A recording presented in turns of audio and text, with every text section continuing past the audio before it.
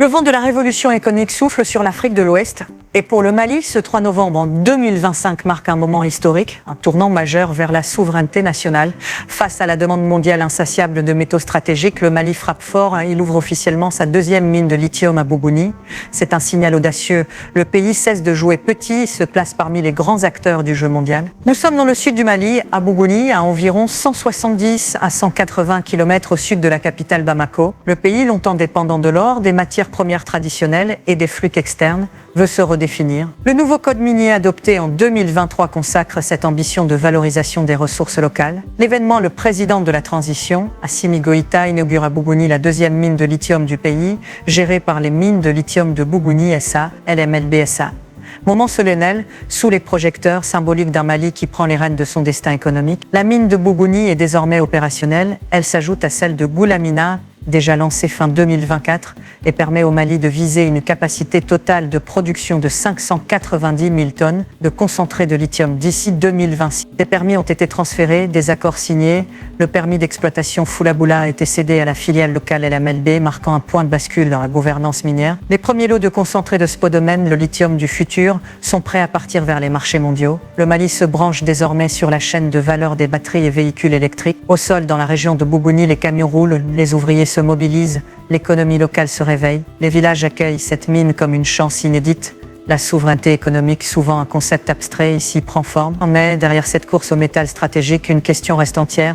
Qui va vraiment tirer profit de cette manne? Le gouvernement malien ne cache pas son enthousiasme. Le ministre des Mines salue l'inauguration comme la preuve que le Mali choisit son avenir. Le chef de l'État, entouré des ministres, place cet événement dans une stratégie de longue durée, de transformation nationale. Dans la région, le chef de village exprime une immense fierté. Nous ne sommes plus spectateurs, mais acteurs, dit-il.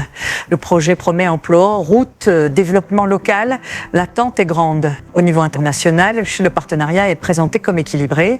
La société britannique Kodal Mining UK et la chinoise Annan Mining Co Limited participent, mais l'État malien détient 35% du capital. Les analystes saluent cette phase comme une victoire politique, mais avertissent que le défi ne se limitera pas à l'extraction. L'environnement, le contenu local, la transparence sont sous les projecteurs. Le Mali veut montrer qu'il fait les choses en grand. Tandis que les applaudissements retentissent, les yeux se tournent vers les défis cachés derrière les sourires.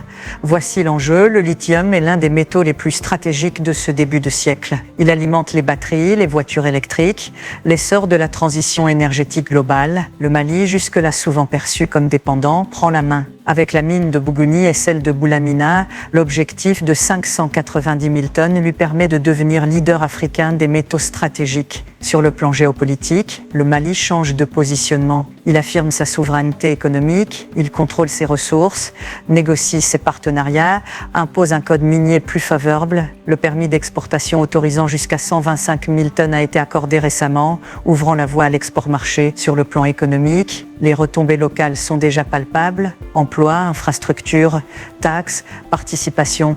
Le Mali ne vend plus simplement des matières premières brutes. Il négocie, il valorise, il s'engage dans la chaîne. Sur le plan social, le contenu local devient central.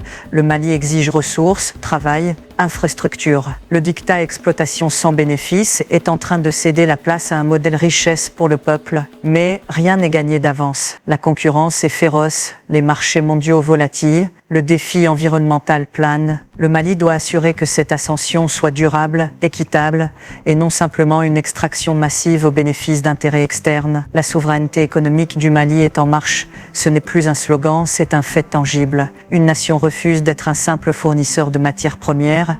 Elle veut devenir une pièce maîtresse du futur industriel global. Et maintenant, le monde attend de voir si le Mali peut transformer ce coup d'éclat en succès durable ou s'il risque de retomber dans les travers anciens. Alors que le soleil se couche sur les roches blanchâtres de Bougouni, le Mali se tient debout.